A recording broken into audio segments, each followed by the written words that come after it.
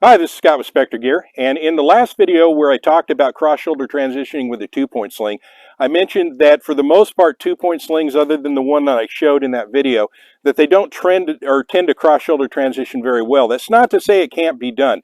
There's one little extra step that you can do that will allow you to cross-shoulder transition. I'm going to show that here. I'm going to show it with this Mini 14, and specifically we're talking about when we have the sling set up in a strong side layout where the sling is oriented to the left side of the gun.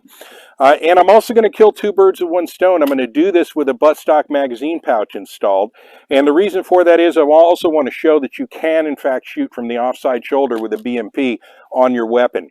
But in terms of cross-shoulder transitions, I should mention real quick why we want to do that.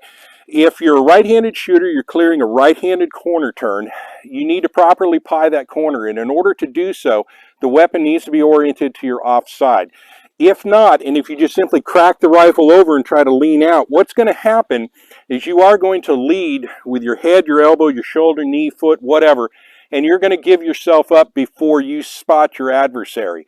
And we don't want that to happen. We want to make sure that whatever clears that corner is covered by a muzzle first.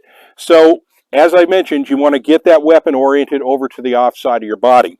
So in order to do that with a weapon set up like this, what you do is, in my normal right-handed shooting position, I'm first going to create the slack I need by moving that adjustment handle all the way back. And then what I'm going to do is I'm going to do a thing called swimming out of the sling. I'm going to tuck my elbow in and I'm going to come under the loop, and I'm basically going to bring the sling up over, so essentially it's just going around my neck at this point. What that does is it frees up enough slack for you to do your hand transfer, run the weapon out, and then you're into the offside shoulder.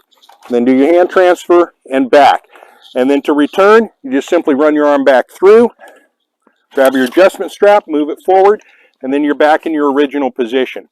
So let me show you what that would look like live fire. So I'm up in my shooting position. I come up on my right-handed corner turn. I want to do my transition. I create my slack. I swim out of the sling. I do my transfer, rock it out, back into the shoulder pocket, and then return back, pop out. If you get hung up, all you just simply need to do, just cant that buttstock up a little bit and run it back over the top of the sling, just like so. Then I can transfer back out again. And then I'm back to my original position. Run my arm back through, run the handle back forward, and we're good to go. And as you noticed, the buttstock magazine pouch didn't get in the way, not even one time.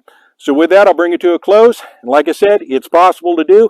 Just that one little extra step of swimming out of the sling, and you're good to go. Thanks for listening.